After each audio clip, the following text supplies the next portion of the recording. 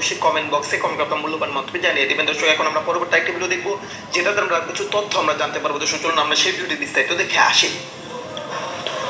আমি যদি এই মুহূর্তে আমার মাকে যদি জিজ্ঞেস করতে পারতাম, মা গত 17 বছর আপনার উপরে যে মানসিক এবং শারীরিক নির্যাতন হয়েছে, আপনি কি চান আমি তার প্রতিশোধ নেই? কারণ সেই এক মিনিট আগে এখন আমাকে কথা বলতে দিতে হবে। 1 মিনিট আমার কথা শুনতে হবে, আপনাদের কথা আমি শুনেছি। আমি যদি আমার মাকে জিজ্ঞেস করতাম যে আপনি কি চান আপনার সাথে যে অবিচার অন্যায় হয়েছে তার প্রতিশোধ আমি নেই, কারণ সেই প্রতিশোধ নেবার ক্ষমতা আল্লাহ রাব্বুল আলামিন আমাকে দিয়েছেন। আমার মায়ের সন্তান হিসাবে আমি নিশ্চিত আমার মা আমাকে বলতেন, তোমার দায়িত্ব দেশের সকলকে ঐক্যবদ্ধ করে সামনে এগিয়ে যাওয়া, দেশকে সামনে নিয়ে যাওয়া।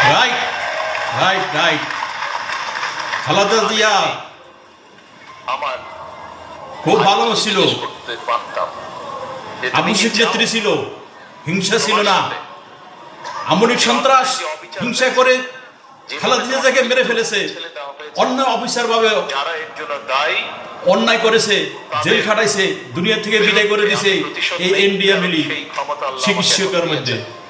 আমি নিশ্চিত দুভাই আমরা একসাথে বড় হয়েছি, তাকে আমি চিনি, তাকে আমি জানি, একই রক্ত আমাদের শরীরে প্রবাহিত। আমার ভাইটিও সেই একই উত্তর দিত, যে উত্তরটি আমার মা আমাকে দিতেন। প্রিয় ভাই বোনেরা, আমি 17 বছর আগে যখন এই দেশ ছেড়ে চলে যেতে বাধ্য হয়েছিলাম, আমি কি অবস্থায় গেছিলাম সেই বিবরণে আমি যেতে চাই না।